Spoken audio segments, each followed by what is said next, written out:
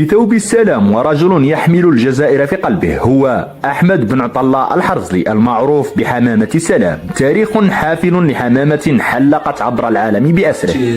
الشيخ بالكبير راني مكرمه سعيد الحاج هنايا بالعجانية والصورة إلى الأمير عبد القادر. علمتني الحياة الحب فلا أحمل غلا لأحد، إني أضع زهرة في فوهة البندقية ليتحدث قلمي عني أعشق السلام. هذه المسيرة نتاع السلام بدات في 86 بعد 10 سنين نتاع أوتوستوب ومغامرة لافونتور بديت نمثل فيها عبر العالم. صدرت حتى الثقافة نتاع مسعد والجزائر عموما إلى الخارج حتى أو فان فون دي موند. درت دورة عبر العالم ونشرت السلام والمحبة والوطنية والجزائر في قلبي.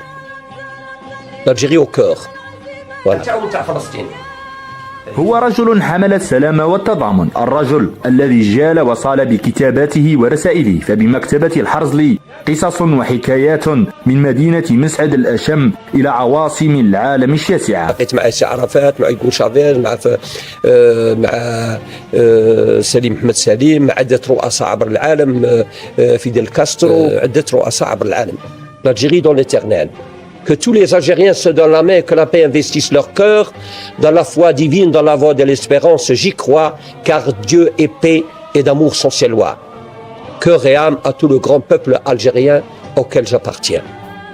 الجزائر في الخلود لتتآزر أيادي كل الجزائريين وليغمر السلام القلوب. في أمان الله وعلى طريق الأمل كل الإيمان، لأن الله هو السلام والحب شريعته. قلبا وروحا إلى كل الشعب الجزائري العظيم الذي أنتمي إليه.